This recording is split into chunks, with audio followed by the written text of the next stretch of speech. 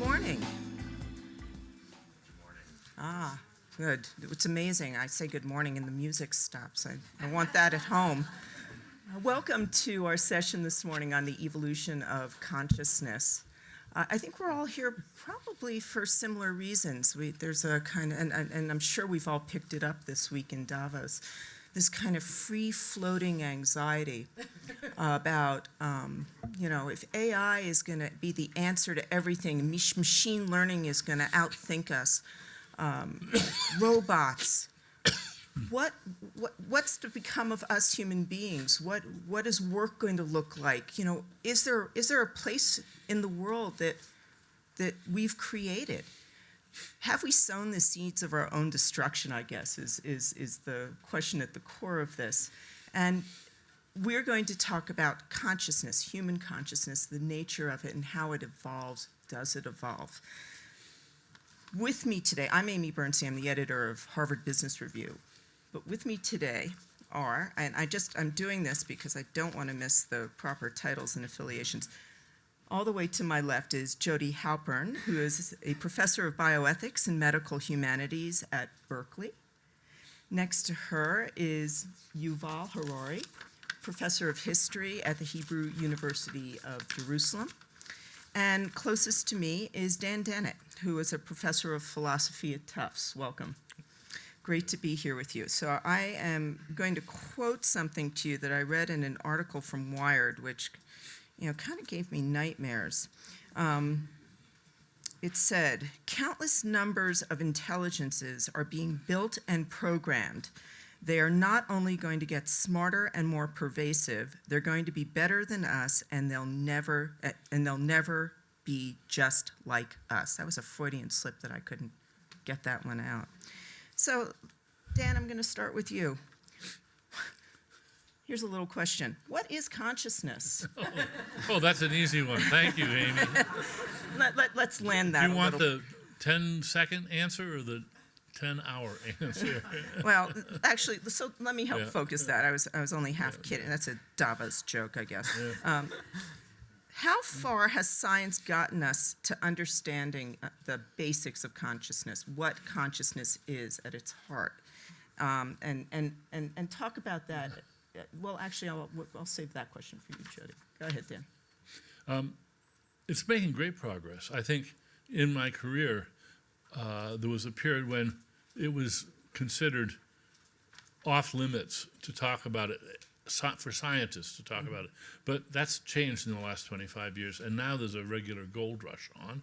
And there's a lot of good work being done, and there's a lot of controversy, and there's a lot of big egos fighting it out at the top. Mm-hmm. But we're making real progress, and I think that the ideas for a proper, confirmed scientific theory of not just human consciousness, but animal consciousness, and by extension, machine consciousness, if that's possible.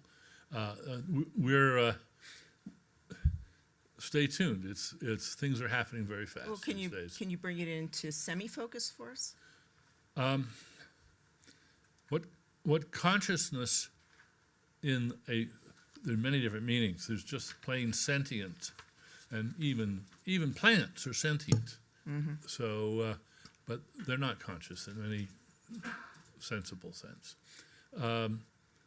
It's an open-ended capacity to represent your own representations and reflect on your own reflections, and it's what gives us the power to imagine counterfactual futures in great detail and think about them. For instance, that's just one of the things that consciousness in us can do.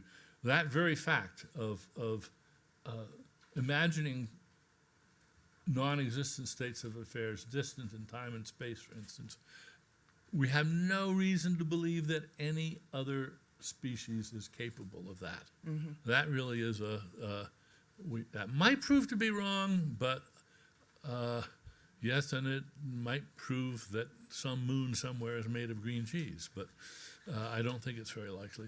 Okay. How does that sound to you, Yuval? What I think about the same question. Yeah. Well, I think there is a lot of confusion between intelligence and consciousness, especially when it comes to artificial intelligence. I would say that intelligence is the ability to solve problems. Consciousness is the ability to feel things, to have subjective experiences like love and hate and fear and so forth. The confusion between intelligence and consciousness is understandable because in humans they go together.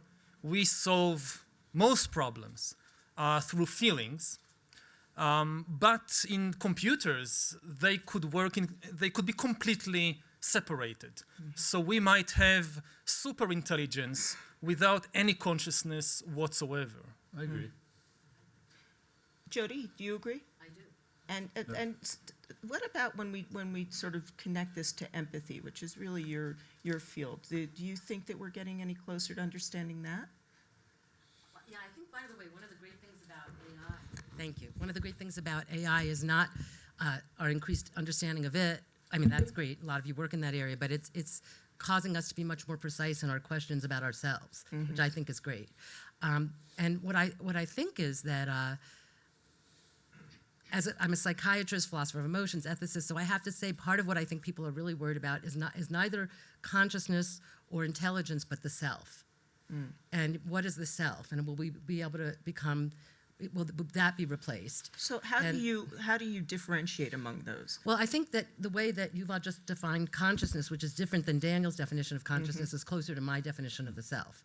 So I don't care about the semantics. So I think we're pretty compatible, I think, in our views of a lot of this. But I think that what I would just point out is that I know there are people, even at Davos, who are creating companies to try to create empathic AI.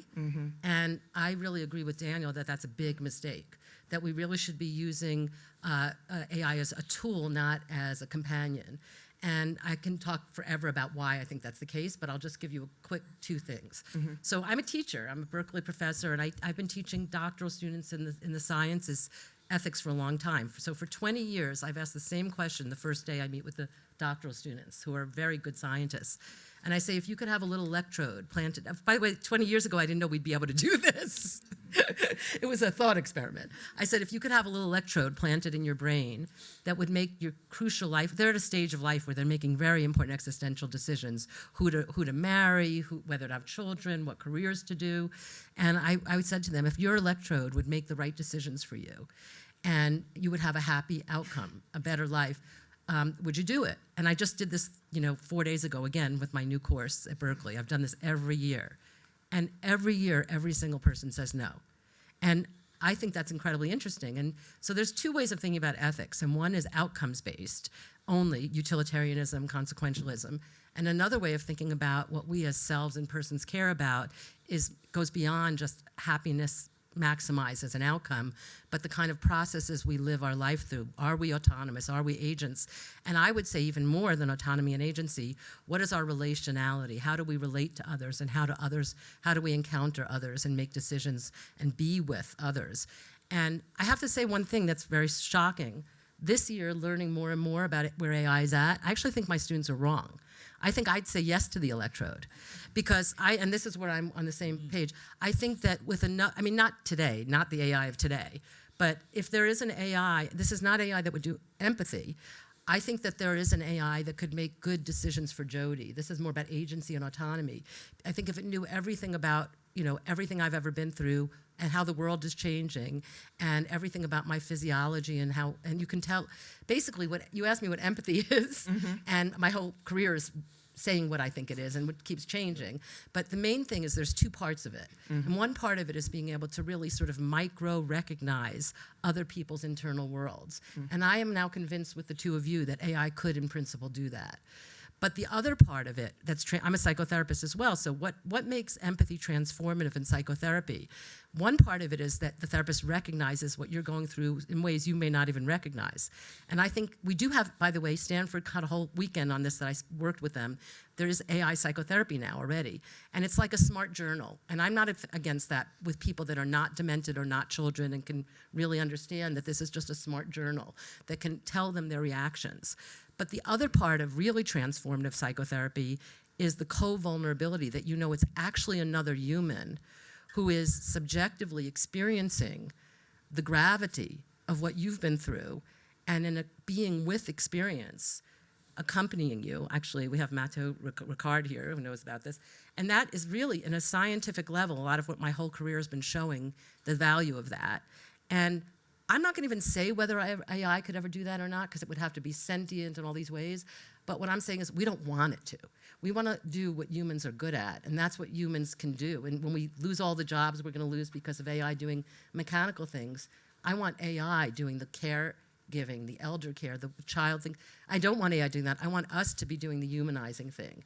And that co-vulnerability of other humans and being with, that's what humans do best.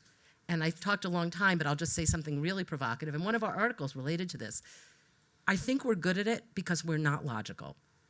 This is a very bizarre thing to say, but I think it's the glitches in us, which are related to our finitude, that make us really feel understood by each other. We empathize most around each other's mistakes, each other's ridiculous suffering. And I think that it's a fool's task. That's just exactly what we're not needing AI for. But to make smart decisions, I trust AI, but not to understand me and help me transform and feel related to. Go ahead, Dan. I think that a point you made about vulnerability I want to return to. It seems to me that in the foreseeable future, AI systems are going to be tools, not colleagues, and the key point there is that we, the tool users, are going to be responsible for the decisions that are made. And if you start thinking about an AI as being a responsible agent, you put consciousness aside and just say, well, it's an intelligent agent, but can we make it a responsible agent? I co-taught a seminar, a course on autonomous agents in AI a few years ago, and as an assignment to the students, I asked them not to make one of these, but simply to give the specs for an AI that could sign a contract. Not as a surrogate for some other human being, but in its own, that was legally, a child or a demented person can't sign a contract. They're not viewed as having the requirements of moral agency.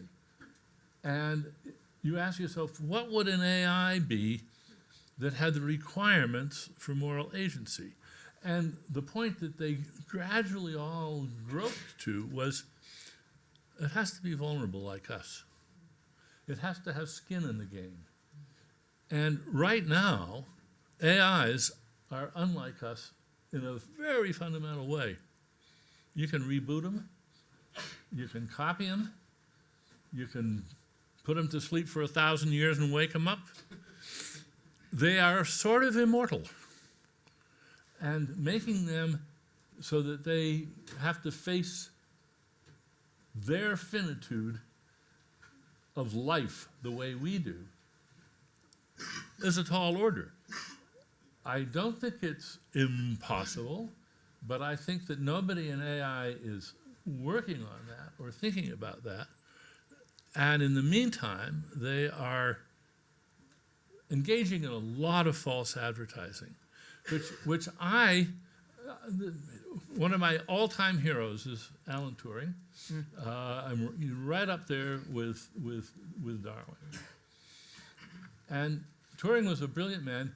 His famous Turing test, which I'm sure you all know about, has one unanticipated flaw.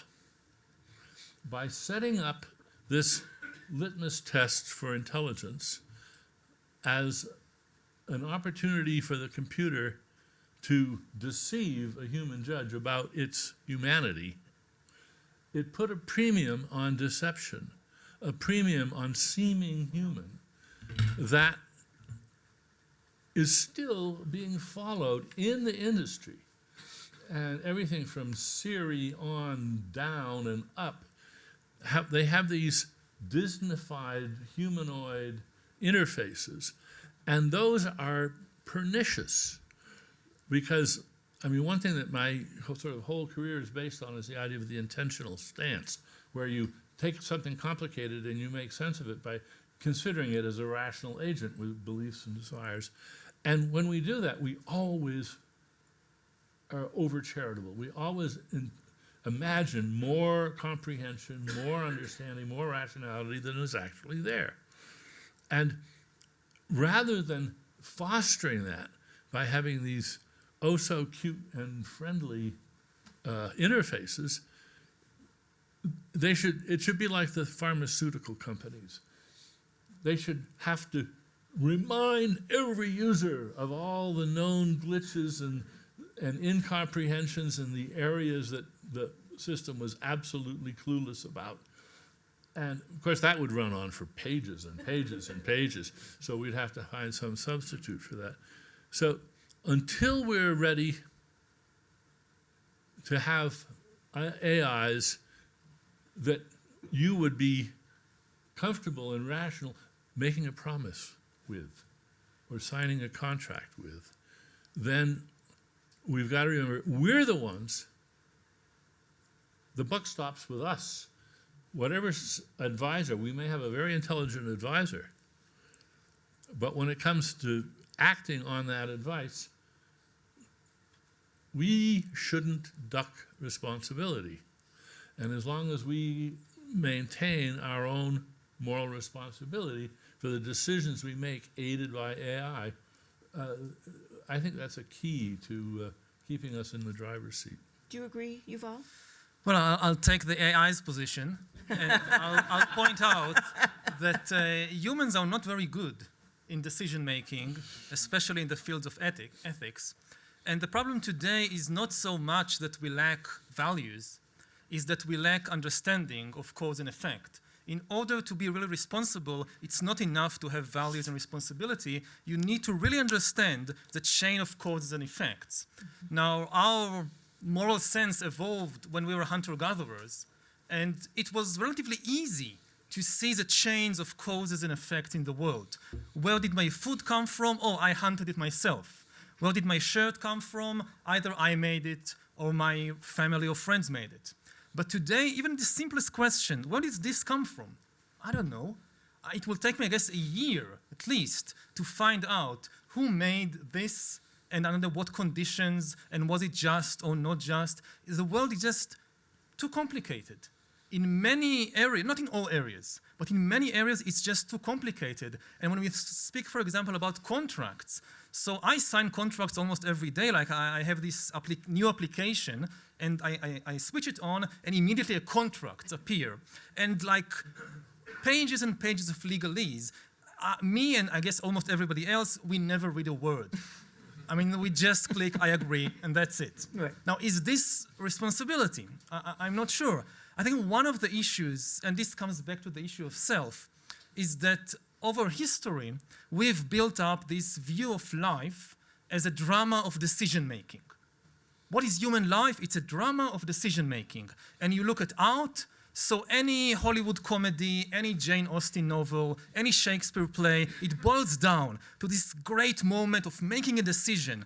Do I marry Mr. Collins or the other guy? I forgot his name. To be or not to be. Darcy. No, exactly. Yeah.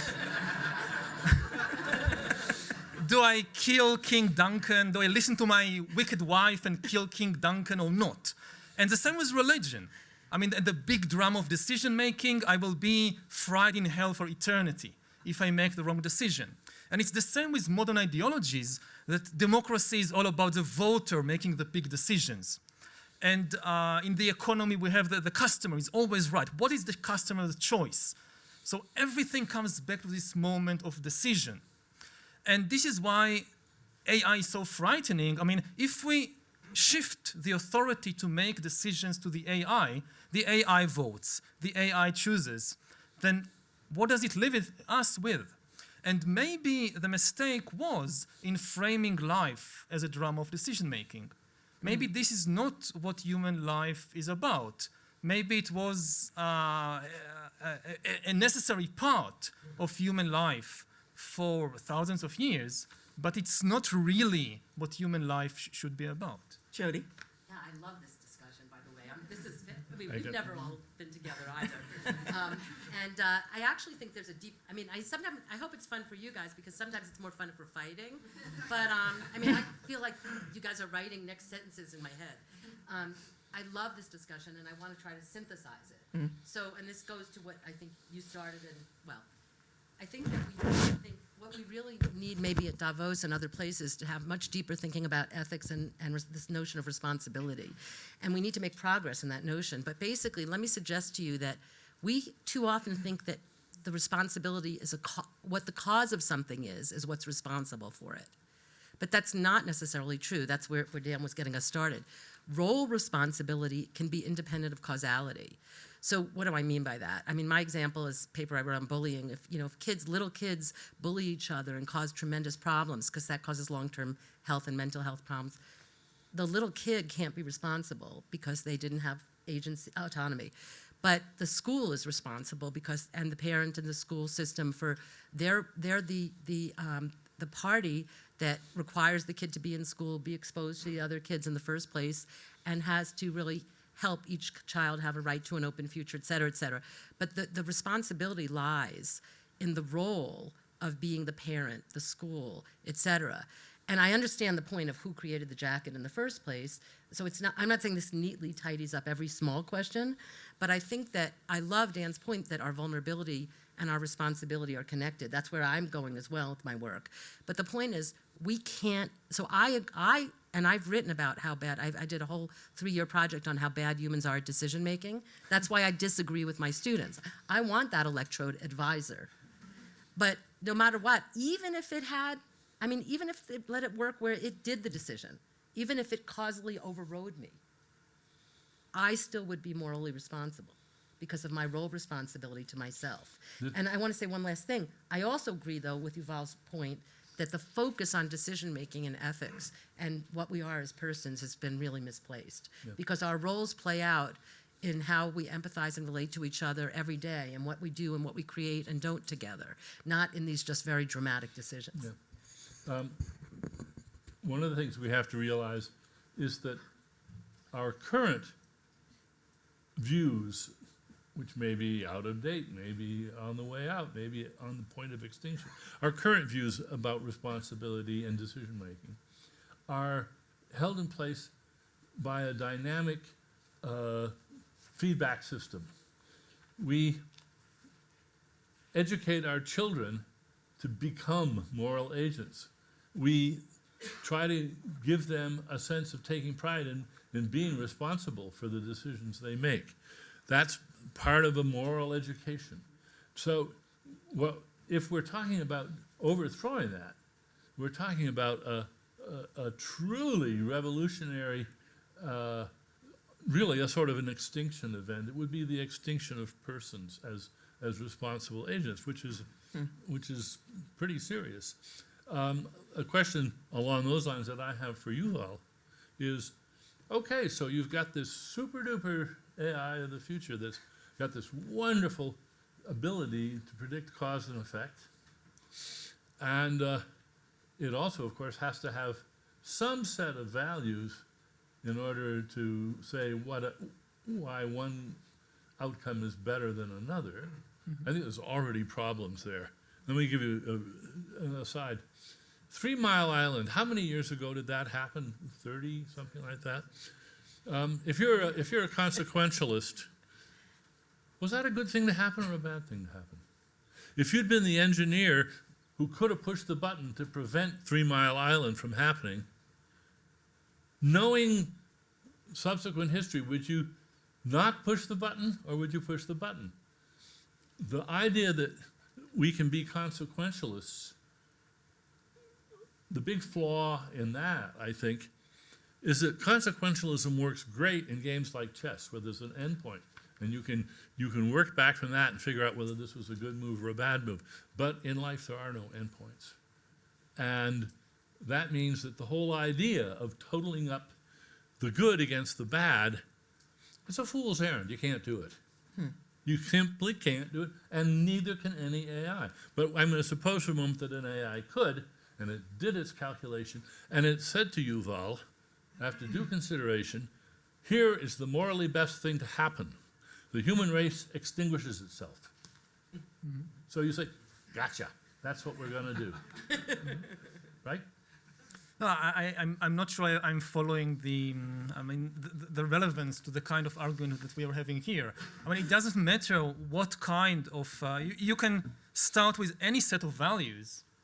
The idea is that you could program the AI to follow your particular set of values. So Well, even if you good have in principle. yeah, I mean, everything here is still, we are still not there with this kind of AI. Of course, if you couldn't do it, if you can't program values into the AI in any significant way, then the entire discussion is irrelevant. But even if people say, oh, but we won't say, I don't know, serendipity. Like, okay, let's start with something easier than destroying the whole human race. Just letting the AI pick my music for me. Something much more simple. And people say, no, that's bad. We shouldn't give the AI the authority to pick music for me, because then I lose serendipity and I get trapped inside the cocoon of my previous preferments. But that's so easy to solve. You just find out what is the exact, not even the exact, what is the ideal zone of serendipity. Because if it's 50% serendipitous, it's too much noise. If it's zero, it's too little. Let's say you have all these experiments and you realize that the ideal level of serendipity for humans, or even for me personally, is 7%. You just program this into the AI, and 93% of the music is based on my previous likes and dislikes, and 7% is serendipitous, completely. It guarantees more serendipity than I could ever accomplish myself. So even these kinds of arguments, okay, you like serendipity, no problem. Just insert the numbers into the AI. So, Well, the serendipity, yes, you can get a variety of serendipity where you can sort of set it on the dial. How much do you want? Mm-hmm. But it's not clear that you're not paying a big price when you do it that way, as opposed to, well, to take an example along these lines, in my student days and early professor days, very often went hunting in the stacks in the library for a particular book and found books shelved nearby that hugely changed my intellectual life. right. And how close do you think your serendipity algorithm can get to recreating that kind of serendipitous possibility? Do you think, oh yeah, we can do that, it's just a matter of tuning? Well, this particular case, yes, I guess they could do it. I mean, not me, I don't know how to code. But you just say, okay, so you find the best book according to my criteria, and then you go to the Library of Congress, you find out which books are on the shelf nearby, and give me those. Oh, but wait a minute. One of the things that I would be quite sure of is that sometimes I would pull a book down, not because I thought, ooh, that looks right down my alley, but no, that can't be right. This goes against everything I've ever valued.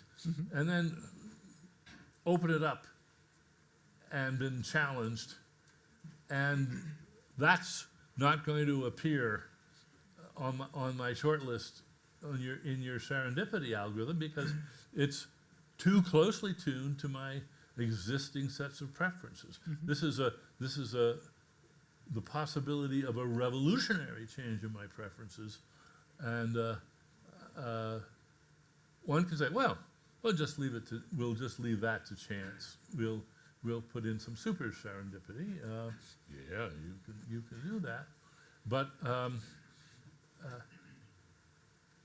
maybe it's better to have a way of encountering in the actual real world these opportunities, rather than having them carefully dished out to you by one algorithm or another.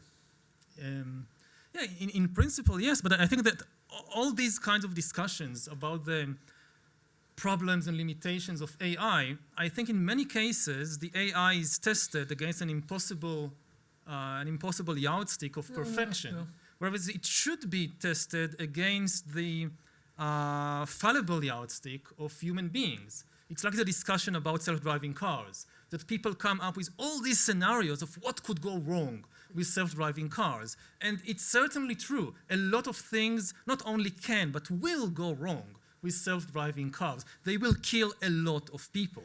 But then you just have to remember, oh, but today, 1.25 million people are killed each year by car accidents, most of which are caused by human beings who drink alcohol and drive, or who text messages while driving, or just don't pay attention.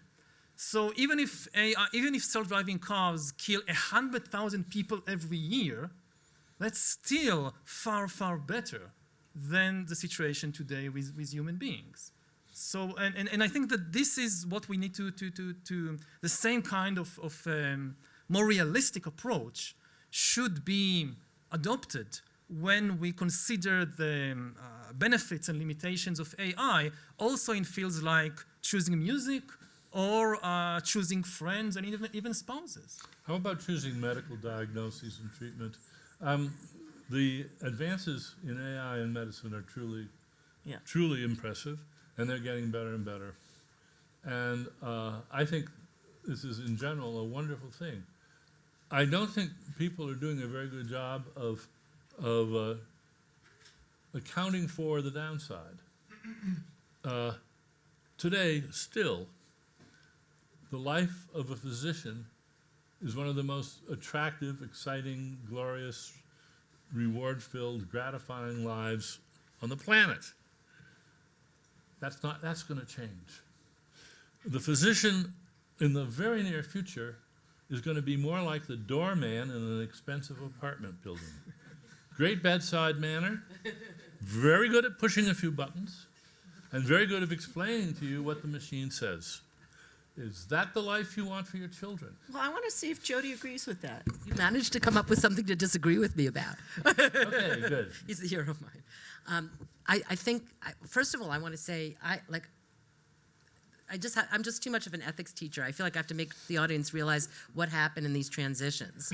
So what happened is we were talking about two different philosophical, ethical views of the world. One is consequentialist utilitarian, where the outcome maximization, which is what we're always doing, of maximizing efficiency of positive over negative, measurable happiness, blah, blah, blah.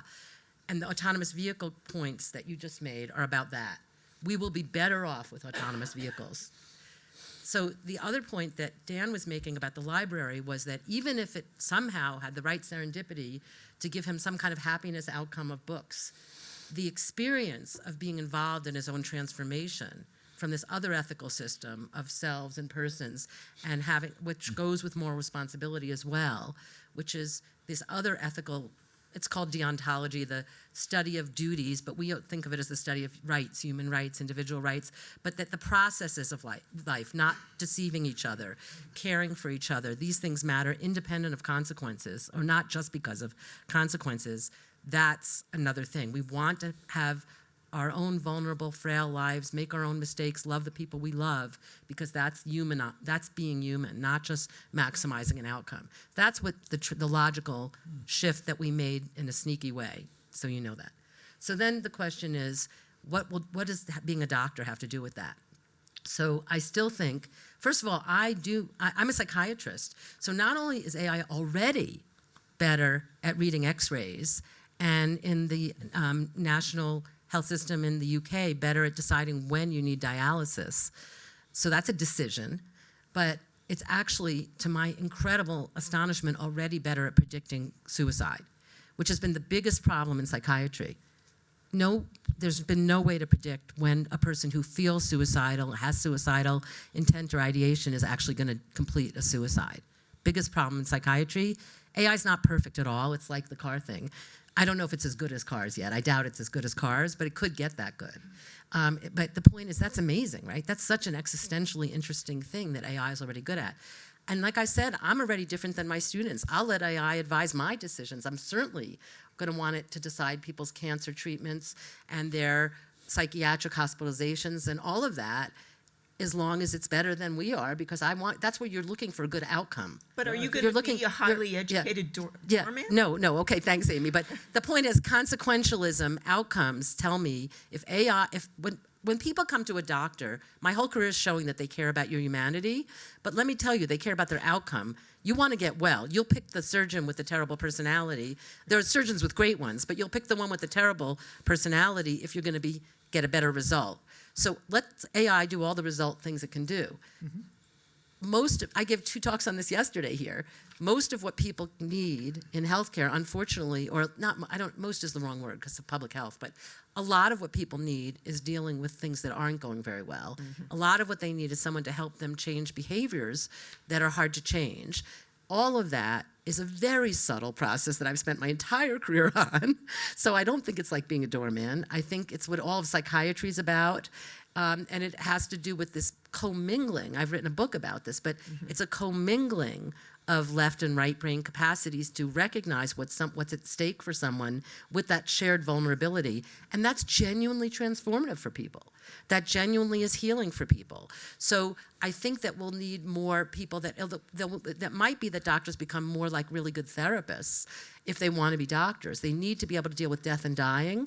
They need to be able to deal with loss. They need to be able to deal with motivating you to drink a little less, exercise a little more, and really be in it with you. But that wouldn't be, again, actually, there are doormen that I've known who've had a very psychotherapeutic effect on the people they work with. But you get what I'm saying. There's a lot of expertise there. But I think that if we try to go back to the question of consciousness, maybe one way of going forward is to say, okay, leave the decision-making to the AI. It's better at that. And let's focus on exploring consciousness and on exploring experience, which is not about decision-making. And I think that, even in this sense, maybe there is no argument here. And if you really value experience and you really value consciousness, then you should have no problem leaving the dirty stuff of making decisions to the AI and having much more time and energy to explore this field about which we know so little. I think humanity, for practical reasons, for thousands of years, have focused so much on making decisions, on controlling, on manipulating. And if we can just leave that and focus on what we don't know, on this dark continent of consciousness, that would be a very important step forward. It would mean giving up certain very deep pleasures. I'm a sailor. When I was a teenager, I learned celestial navigation with a sextant and a chronometer, and I dreamt of single-handing a sailboat across the ocean and navigating by my sextant. Forget it. The insurance company won't let you do it. Because a GPS can do it 1,000 times better and faster and safer. You just bring 3 GPSs along and trust the 2 that agree and put the sextant nicely polished on your mantelpiece. It's completely antique, no longer. But look what's happened. It means that a certain sort of adventure, existential adventure, a certain sort of challenge has been simply wiped off the planet. Here's something you just can't do anymore. And unless you're a sort of antique technology nut or something, and you get the insurance companies to sign off, and then you go and you do your foolhardy, romantic, foolish thing. But I don't know if we've taken the measure of how much, that's a very dramatic case, at least for me. I don't know if we've taken the measure on just how much our finite, fragile lives will be tamed, over-tamed by the reliance on technology, turning us into hyper-cautious, hyper-fragile, hyper-dependent beings, and whether the fact that we got a smile on our face all day long and are well-fed will make up for that. Mm-hmm. So before I open the floor to questions, I want to ask Jodi, how does that sound to you? We're going to become hyper-fragile, we're all going to need you. Does that There you make go. sense? Well, I think the last part about needing me is a good place to go, Yeah. which is about needing care, needing to care. Again, because my work's on empathy, I always take it back to there's two basic parts of the person or the self that we brought up quite a bit today. One has to do with autonomy and experiencing that with the sailing and the moral responsibility of that. And the other part had to do with relationality. And we brought that up quickly, but I want to go back to that because the most interesting, a lot of you are in the real world where you're doing these things already. And I've traveled and I've seen the robotic pets that are being used with elders with dementia right now. I was thinking, if you're lonely and you have a pet, I'm very attached to my dog in real life, and that's an interesting thing. But I mean, let's say theoretically, and we said already that some of us think it's problematic to make colleagues rather than instruments or helpers out of AI, but it looks like we are going, some of you here, in that direction. So there will be dementia caregivers that will feel like a person that cares about you. And I love Dan's point about the Turing. I'm really interested in working with you on that issue of how Turing's mistake of emphasizing deception is the test, because basically we've decided that if we can make people believe something is really a person, we've solved the moral problem in a way. So if you're, I'm really curious what all of you would feel if you were an elder with dementia and you had this wonderful caregiver and loved them and felt that they loved you and you didn't know that they were AI. Is there anything wrong with that? I'm just interested what people think about that. Where's the loss there? Yeah, that's a very good question. And yes, I agree with you entirely that the cutting edge, as far as I can see, for humanoid AI is elder care. And if you look back, I remember in my youth, I'm that old, there were still telephone operators by the thousands. Not a nice life, really, a really quite tedious 9-to-5 job. And of course, those jobs all got wiped out. And we applaud. We think, good, that's not any way for a human being to spend a life. Well, I have to say that taking care of demented people is not my idea of a good life. And there's going to be more and more need for people to take care of our parents, myself in a few years. And so I face quite directly the issue that Jodi raises. And I think the key in what she said was deception. And the question is whether or not we can let people, whether or not people will get the benefit with AIs that are very responsive, but wear their non-humanity on their sleeves. And I think that's possible. Some of you may remember it's now sort of antique science fiction film called,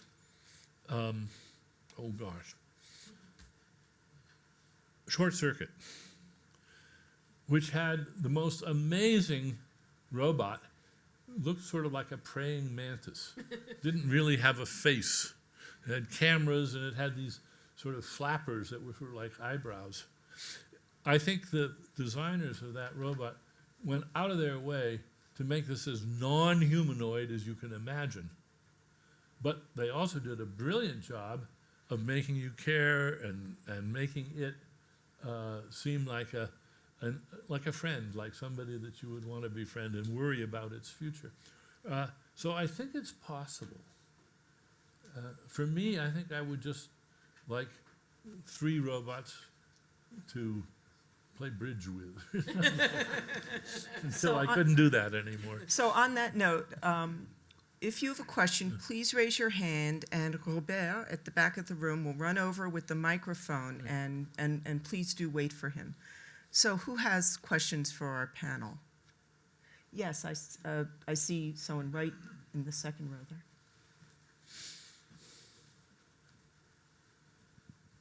Hi, thank you for a fascinating discussion.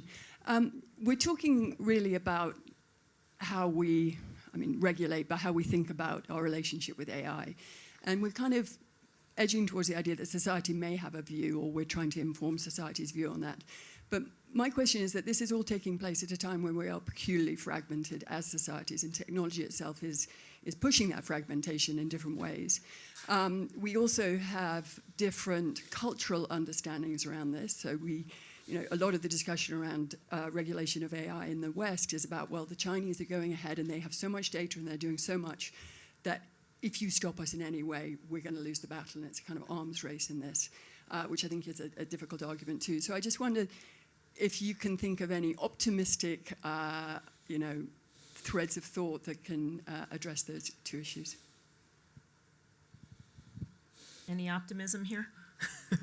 Well, it's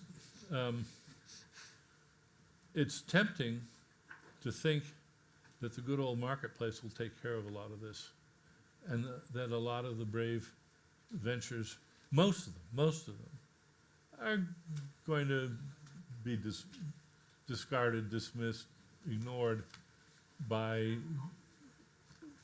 the potential customers for them. But we have to bear in mind that some of them, and we're already seeing this with children, some of them may be addictive. Oh. And that is very, very pessimistic, I think. I am very worried about that. So we'll end the optimistic answer on a pessimistic note. We have a question up here in the front row, Robert. So suppose you could program AI to take the decision that the most beneficial. So we won't call it compassionate, but always most beneficial. So what do you think of the value of the process of becoming compassionate? So the vast richness of experience of the challenges and how you solve them, that could also help you to help companions who are on the way. Mm-hmm. And by the way, if you spend some time, say, in a hermitage, cultivating compassion is certainly not about decision making, but becoming a better human being. So that process is to have gone through the journey is highly enriching, and that also helps you to help your human fellows to become compassionate in a way. Mm-hmm. Yeah, I think that if you spend less time on decision making and with the feeling that, oh, I control everything, so it's very important what decision I make and so forth, if you spend less time on that, you have far more time and energy to explore yourself, to explore your consciousness, your experience, and thereby develop your compassion. Now, I think that you also need some real-life experiences, of course, to do that. But my impression, again, looking from Davos, so I'm not sure that the people who make the most important decisions in the world are, by definition, also the most compassionate. So certainly there is no easy, direct link between making decisions, being compassionate. It's much more complicated than that. And again, my impression from meeting people at the top of the business world and at the top of the political world is that if they had some free time from making decisions, that would be great for them and also great for the world. Because they are so busy making decisions, they don't have time, for example, to develop their compassion. I just want to add something linking all these things. I think that I love that point. And I think it shows where we don't have to be sort of happy fools. It wouldn't be so bad to be happy, right? But anyway, for everyone to be happy. But I think that the giving up decision making to some degree, which is an interesting thought, to be able to really become a deeper self and deeper in our relational and spiritual lives, I do think this notion, we're not giving up moral responsibility. So that's extremely important, is we don't have the concept yet for how this goes, where you don't just give your decisions off to AI the way you would to an authoritarian leader. You're not just passively feeling like your steps are predicted. It's much more like a tragic view of the world where you realize, which may be closer to the truth even without AI, which is our decisions are not really, they're not that rational. to begin with, and they're not really that determinative of what happens, as we think most of the time. We don't have the power and control over our lives that we think we have anyway. So a very deep awareness that we're morally responsible for each other, and yet we don't have the power to change each other the way we think we do or to control other people. We can barely control ourselves. So it gives us a very different moral vision. It does, but I think you say we don't have the power we think we do to control others. And yet, I think we should also acknowledge that whatever we do with a little help from our friends. Yeah. And that in fact, having friends, having people whose respect we cherish is one of the great stiffeners of the spine, the moral spine. Parents will automatically not engage in behaviors in front of their children that if their children weren't there, they would probably succumb to that urge to indulge in those behaviors. And if AI removes that wonderful companionship association where, in effect, as you said, I think, it's not just that we take responsibility for our own actions, we take partial responsibility for the actions of our family and friends. Yes. And this whole web of moral responsibility and respect is itself in jeopardy now. And that's a very scary thought. So we have a question, this gentleman in the third row, Robert. Thank you. Fascinating discussion. I would like to hear your view in terms of, so given that most of the repetitive jobs will progressively disappear, where do you see what is left for humans in terms of where will we be more relatively competitive? What jobs, if you could give us examples? And secondly, what type of advice would you give to our children in terms of how they should orientate their careers accordingly? I think that we need to protect the humans, not the jobs. There are many jobs not worth protecting. And if we can protect the humans, then it doesn't really matter so much if they have a job, if they don't have a job, which kind of job. On a more practical and realistic level, what kind of skills, for example, to acquire today so that you would still be relevant, not just economically, but also socially in 30 years or 40 years. We don't have any idea how the world would look like, except that it will be completely different from today. So any investment in a narrow skill, in a particular skill, is a dangerous bet. The best bet is to invest in emotional intelligence and in mental resilience, in the ability to face change, in the ability to change yourself and to constantly reinvent yourself, because this is definitely going to be needed more than in any previous time in history. Of course, the big question is, how do you learn something like that? It's not something that you can just read in a book or just hear a lecture and that's it. I'm now mentally resilient. I can face the world better. Yeah, yeah. So next to the gentleman who just asked the question. Thank you very much for a fascinating discussion. I'm coming from Russia, from a big bank where we, of course, implementing a lot of AI. But on the other hand, Elon Musk said that we have 5 to 10% chances of controlling how AI will develop. And we also have an education fund, and we worry a lot that kids are growing up increasingly in a virtual world and already are losing some of the skills, and they're not only navigating, they're much more basic. So what do you think are our chances of not finishing in a matrix-like future? And what can we do, like big businesses, politicians, to prevent it?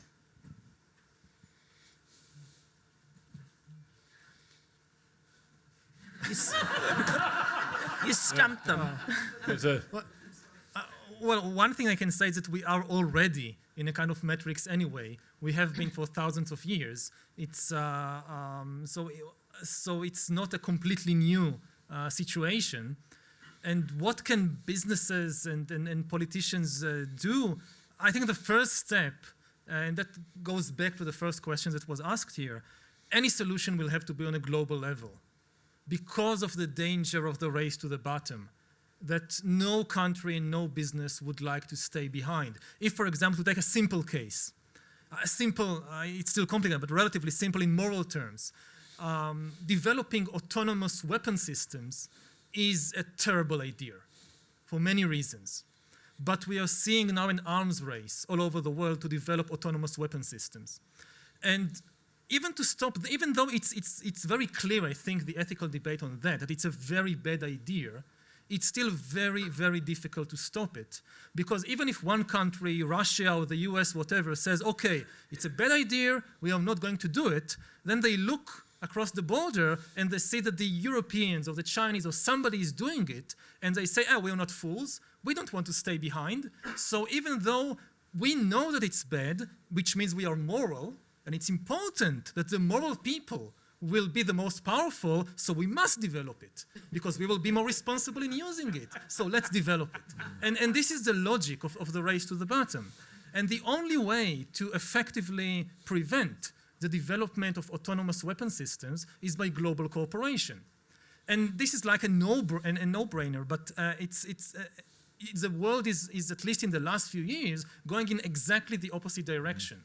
So before we think about any practical method, we need far more effective global cooperation. Otherwise, almost nothing will work.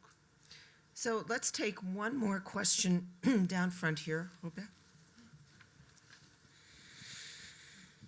Thank you, and thank you for a fabulous discussion. It's really exciting. My question is related to a Davos theme this year, which has been gender. To what extent can artificial intelligence be gendered? What would it mean? And could we eliminate things like unconscious bias if AI could be gendered? Oh, that's a good question, and it's particularly important because, as my colleague and friend Joanna Bryson has shown recently, the deep learning systems that sieve through all the material on the internet are so good at capturing patterns that they have become gender biased. Right there.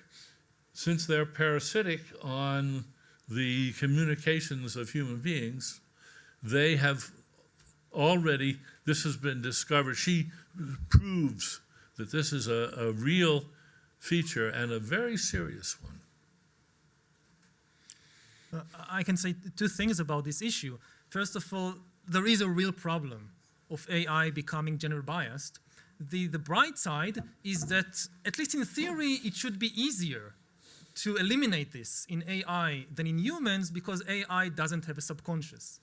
I mean, in humans, somebody can agree with you completely that it's terrible to discriminate against women, against gays, whatever. But they are not aware of what is happening on the subconscious level. So it's very, very difficult to change that in humans. Luckily, AI doesn't have a subconscious. Oh, that's all it has. So in theory, it could be easier. The other point, more broadly, is that it's very interesting. I mean, even the Turing test was originally, Turing gave two examples, not only about convincing a human that the machine is a human, but also about passing as somebody from the other gender. And you see it throughout, especially in science fiction. It always comes back somehow to the issue of gender. Like 90-something% of the science fiction movies, the plot is you have a male scientist, and the AI or the robot is usually female. And I think that most of these films are not about AI at all. They're about feminism. It's not humans afraid of intelligent robots, it's men afraid of intelligent women. Wow. Okay. Well, no one wants to follow that. So. Well, I want to thank our panel. You guys have been absolutely brilliant. Thank you for helping us make really important distinctions among the self, intelligence, consciousness, for giving us smarter questions to chew on ourselves, and for sending us out in the world so that we're not happy fools. So, and thank you all for your terrific questions. Yeah. Thanks.